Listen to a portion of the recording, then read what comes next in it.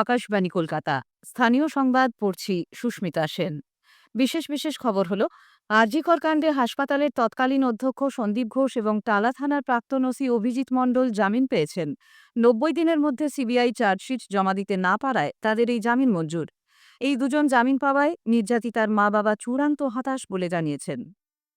নিয়োগ দুর্নীতি নিয়ে ইডির মামলায় প্রাক্তন শিক্ষামন্ত্রী পার্থ চট্টোপাধ্যায় ১ ফেব্রুয়ারির মধ্যে জামিন পাবেন বলে জানিয়েছে শীর্ষ আদালত। তৃণমূল কংগ্রেস প্রার্থী ঋতব্রত বন্দ্যোপাধ্যায় বিনা প্রতিদ্বন্দ্বিতায় জয়ী হয়ে রাজ্যসভায় যাচ্ছেন। সরকারি পরিকাঠামোর হাল হকিকতের ওপর সার্বিক নজরদারির লক্ষ্যে রাজ্য অর্থ দপ্তর নতুন একটি মোবাইল অ্যাপ আনতে চলেছে। রাজ্যের পঞ্চায়েত এলাকাতেও আগামী ২৩শে ডিসেম্বর থেকে অনলাইনে সম্পত্তির কর নির্ধারণ ও পরিশোধের প্রক্রিয়া শুরু হয়ে যাবে। আসছি বিস্তারিত খবরে। আরজিকর মেডিকেল কলেজ ও হাসপাতালের চিকিৎসক পড়ুয়ার ধর্ষণ ও খুনের ঘটনায় জামিন পেলেন হাসপাতালের তৎকালীন অধ্যক্ষ সন্দীপ ঘোষ। টালা থানার প্রাক্তন ওসি অভিজিৎ মণ্ডলও জামিন পেয়েছেন। আজ শিয়ালদার সিবিআই আদালত এই নির্দেশ দিয়েছে। ৯০ দিন পরেও সিবিআই চার্জশিট জমা দিতে না পারায় জামিন পেয়েছেন এই দুজন। ২,০০০ টাকার ব্যক্তিগত বন্ডে তাদের জামিন মঞ্জুর করেছে শিয়ালদা আদালত। উল্লেখ্য, আরজিকর হাসপাতালের আর্থিক দুর্নীতিকাণ্ডের তদন্তে নেমে সন্দীপকে গ্রেপ্তার করেছিল সিবিআই। পরে গত ১৫ই সেপ্টেম্বর জামিন হলেও সন্দীপকে এখনও জেলেই থাকতে হবে। এদিকে এই মামলায় ধৃত সন্দীপ ঘোষ ও অভিজিৎ মণ্ডল জামিন পেয়ে যাওয়ায় তারা চূড়ান্তভাবে হতাশ বলে নির্যাতিতার মা জানিয়েছেন। সিবিআই ঠিকমতো কাজ করতে পারেনি, তাই অভিযুক্তদের জামিন হলো বলে আজ সাংবাদিকদের কাছে অভিযোগ করেন তাঁরা। নির্যাতিতার মা বলেন, কি বলবো, আমরা খুব হতাশ। বলার মতো কোনো কথা নেই আমাদের কাছে। সিবিআই ৯০ দিনের মধ্যে চার্জশিট দেয়নি, তাই ওদের জামিন হয়ে গেছে। আমার কি বলার আছে? আমি তো আর সিবিআই নই, তাহলে আমি কি করে দিতাম কাজটা? সিবিআই কাজটা করেনি, তাই ওদের জামিন হয়ে গেছে। রাজ্য সরকারের উপরে ডিপেন্ড করলে ভালো হবে কেন? আরজিকর কাণ্ডের দুই অভিযুক্তের জামিনের বিষয়ে পুর ও নগরোন্নয়ন মন্ত্রী ফিরহাদ হাকিম কোনো মন্তব্য করতে না চাইলেও রাজ্য সরকারের সিট তদন্তভার হাতে নিলে এতদিনে দোষীর ফাঁসি হয়ে যেত বলে অভিমত প্রকাশ করেছেন। এরম পংক্তি করে দিলে সেটাই ফাঁসি হয়। এগুলো হচ্ছে আমার যতটুক মনে হয় যে এটা প্রেস সাইট বেশি পেয়েছে। আমার মনে হয় যে এটা আমাদের সিসিকে দিলে অনেক তাড়াতাড়ি কাজ। সন্দীপ ঘোষ ও অভিজিৎ মণ্ডলের বিরুদ্ধে আপাতদৃষ্টিতে অনেক অভিযোগ থাকা সত্ত্বেও সিবিআই কেন তথ্যপ্রমাণ জোগাড় করতে ব্যর্থ হল, প্রদেশ কংগ্রেসের মুখপাত্র সৌম্য আইচ তা নিয়ে প্রশ্ন তুলেছেন।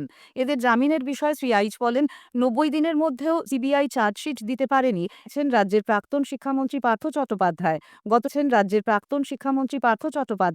গত ৪ঠা ডিসেম্বর শীর্ষ আদালতে পার্থর জামিন মামলার শুনানি শেষ হয়। ওই দিন রায়দান স্থগিত রেখেছেন বিচারপতিরা। আজ আদালত জানিয়েছে ১ ফেব্রুয়ারির মধ্যে পার্থ জামিন পাবেন।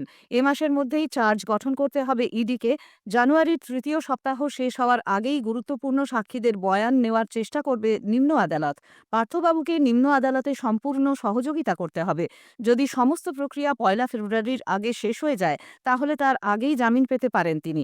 তবে সরকারি কোনো পদে থাকতে পারবেন না। বিচার চলাকালীন একমাত্র বিধায়ক পদটি বহাল থাকবে। যদিও এই ঘটনায় সিবিআই-এর দায়ের করা মামলায় জামিন না পাওয়ায় এখনই জেলমুক্তি হচ্ছে না তাঁর। বিনা প্রতিদ্বন্দ্বিতায় জয়ী হয়ে রাজ্যসভায় যাচ্ছেন ঋতব্রত বন্দ্যোপাধ্যায়। জহর সরকারের ছেড়ে যাওয়া আসনে বিনা প্রতিদ্বন্দ্বিতায় জয় পেয়েছেন তিনি। রাজ্যসভা নির্বাচনে মনোনয়ন প্রত্যাহারের শেষ দিন ছিল আজ, কিন্তু একটিমাত্র মনোনয়ন জমা পড়ায় বিনা প্রতিদ্বন্দ্বিতায় তৃণমূল কংগ্রেস প্রার্থীকে জয়ী বলে ঘোষণা করা হয়। আরজিকর কাণ্ডের প্রেক্ষিতে রাজ্যসভায় তৃণমূলের সাংসদ পদ ছাড়েন জহর সরকার।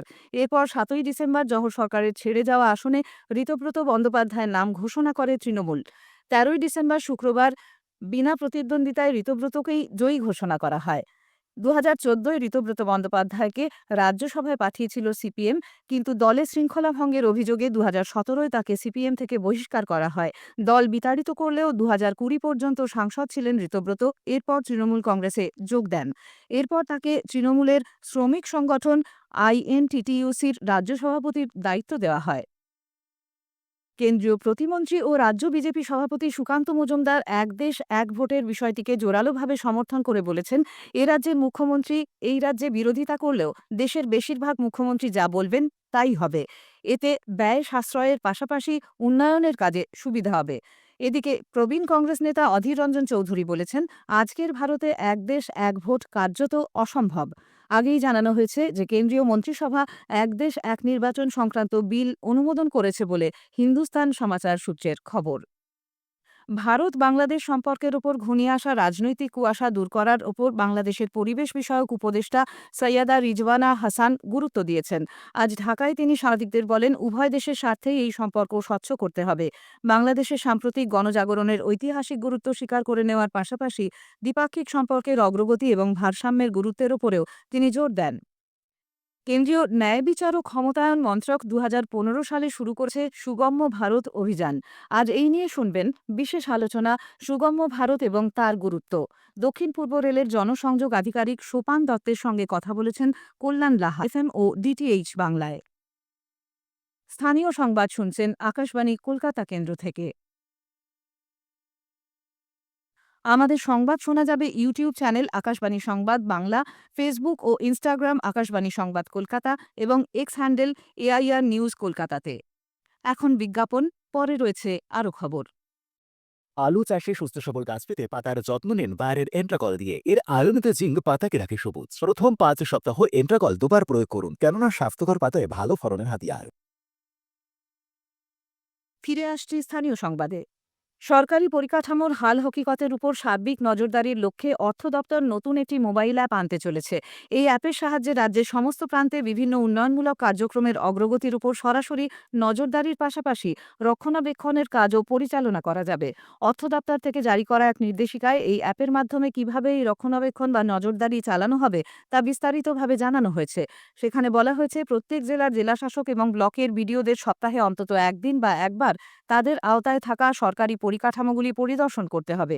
এক্ষেত্রে পরিদর্শনের সময় নেওয়া তথ্য ও ছবি এই অ্যাপে আপলোড করতে হবে। এক্ষেত্রে যদি কোথাও সংস্কারের প্রয়োজন থাকে, তারা চাইলে সে বিষয়ে প্রয়োজনীয় নোট এখানে দিতে পারবেন। কোনো সরকারি প্রতিনিধি গেলেন, কখন গেলেন, কোথায় গেলেন, সমস্ত কিছুই এই অ্যাপে আপলোড করতে হবে। একই সঙ্গে ওই পরিকাঠামো জিও ট্যাগিং করা হবে। এই অ্যাপের মাধ্যমে নজরদারির কাজ পরিচালনা সঠিকভাবে হচ্ছে কিনা তার জন্য ব্লক, মহকুমা, জেলা ও রাজ্য স্তরের প্রতিটি দপ্তরের একজন করে নোডাল অফিসার নিয়োগ করা হবে।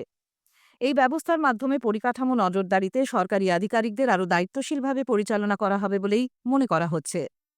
রাজ্যের পুরো এলাকার পর এবার পঞ্চায়েত এলাকাতেও অনলাইনে সম্পত্তির কর নির্ধারণ ও পরিশোধ করা যাবে। আগামী 23শে ডিসেম্বর থেকে গোটা রাজ্য জুড়ে এই প্রক্রিয়া শুরু হবে বলে নবান্নে প্রশাসনিক সূত্রে জানা গেছে। পঞ্চায়েতগুলির কর নির্ধারণ প্রক্রিয়ার মধ্যে থেকে ত্রুটি বিচ্যুতি দূর করতে এই ব্যবস্থা চালু হচ্ছে। ইতোমধ্যে অনলাইনে কর চালুর বিষয়টি জানিয়ে প্রত্যেক পঞ্চায়েতকে প্রয়োজনীয় প্রস্তুতি সেরে রাখতে পঞ্চায়েত দপ্তর নির্দেশ দিয়েছে। এ বিষয়ে মানুষের সচেতনতা আনতে গ্রামে গ্রামে প্রচার করার নির্দেশও দেওয়া হয়েছে। এ ধরনের প্রক্রিয়া শুরু করার আগে প্রত্যেকটি পঞ্চায়েতকে তাদের এলাকার বাসিন্দাদের সম্পত্তি কর কত হতে পারে সেটার কিছু তথ্য পোর্টালে আপলোড করতে বলা হয়েছে। এর জন্য প্রত্যেকটি পরিবারকে একটি করে ফর্ম পূরণ করে পঞ্চায়েত অফিসে জমা দিতে হবে। বাড়ির বিস্তারিত তথ্য, সম্পত্তির বর্তমান বাজার দর সহ প্রতি পরিবারের দেওয়া তথ্যের ভিত্তিতে পরিবার পিছু কর নির্ধারণ করা হয়েছে। এ যাবৎ 1.5 কোটির বেশি বাড়ির তথ্য আপলোড হয়েছে এই পোর্টালে। দেশজুড়ে ঘটে যাওয়া বিভিন্ন অনলাইন প্রতারণার ঘটনার সূত্র ধরে রাজ্য সাইবার ক্রাইমের তদন্তকারী আধিকারিকরা এক প্রতারণা চক্রের মূল চক্রী 2 যুবককে বাগদা থানার সিন্দানি এলাকা থেকে গতকাল গ্রেপ্তার করেছে। ধৃত সুমন বিশ্বাস ও সুমন সাধুকাকে আজ বনগাঁ মহকুমা আদালতে তুলে নিজেদের হেফাজতে চায় রাজ্য সাইবার ক্রাইম শাখা। পুলিশ সূত্রে জানা গেছে, অনলাইন প্রতারণার বিভিন্ন ঘটনার সূত্র ধরে উত্তর 24 পরগনা জেলার বাগদা থানার সিন্দানি এলাকা থেকে গত নভেম্বর মাসের 14 তারিখে বনগাঁ জেলা পুলিশ 6 যুবককে গ্রেপ্তার করে। ধৃতদের বিরুদ্ধে বিভিন্ন সময় প্রতারণার 205টি অভিযোগ রয়েছে। প্রতারণার টাকা নিজেদের ভুয়ো কোম্পানি বানিয়ে সেই ব্যাংক অ্যাকাউন্টে জমা রাখা হতো, তার বিনিময়ে তারা মোটা টাকার কমিশন পেত বলে অভিযোগ। এদের হেফাজতে নিয়ে তদন্ত শুরু করে রাজ্য সাইবার ক্রাইম শাখা মূল চক্রী 2 যুবকের সন্ধান পায়। তথ্য ও সম্প্রচার মন্ত্রকের অধীন central bureau of communication CBC Bardhaman field office cyber নিরাপত্তা মিশন লাইফ, এক পের মা কে নাম সহ একাধিক প্রকল্প নিয়ে পূর্ব বর্ধমানের ভালকির বনমালীপুরে 2 দিনব্যাপী এক সুসংহত গণজ্ঞাপন ও প্রচার কর্মসূচির আয়োজন করে। বসে আঁকো প্রতিযোগিতা, র্যালি, সেমিনার, পুতুল নাচ ও সাংস্কৃতিক অনুষ্ঠানের আয়োজন করা হয়, যেগুলির মাধ্যমে সরকারি বিভিন্ন প্রকল্পের বিষয়ে সাধারণ মানুষকে অবগত করা হয়।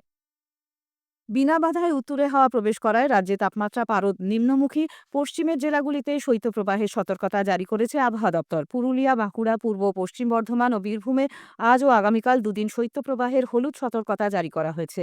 রাজ্যের বাকি অংশেও তাপমাত্রার পারদ বেশ কিছুটা নামতে পারে।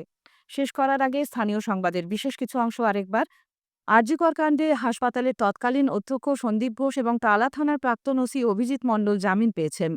৯০ দিনের মধ্যে সিবিআই চার্জশিট জমা দিতে না পারায় তাদের এই জামিন মঞ্জুর। এই দুজন জামিন পাওয়ায় নির্যাতিতার মা-বাবা চূড়ান্ত হতাশ বলে জানিয়েছেন। নিয়োগ দুর্নীতি নিয়ে ইডির মামলায় প্রাক্তন শিক্ষামন্ত্রী পার্থ চট্টোপাধ্যায় ১ ফেব্রুয়ারির মধ্যে জামিন পাবেন বলে জানিয়েছে শীর্ষ আদালত। তৃণমূল কংগ্রেস প্রার্থী ঋতব্রত বন্দ্যোপাধ্যায় বিনা প্রতিদ্বন্দ্বিতায় জয়ী হয়ে রাজ্যসভায় যাচ্ছেন। স্থানীয় সংবাদ শেষ হলো। এরপর খেলার খবর ৮টা বেজে ১০ মিনিটে।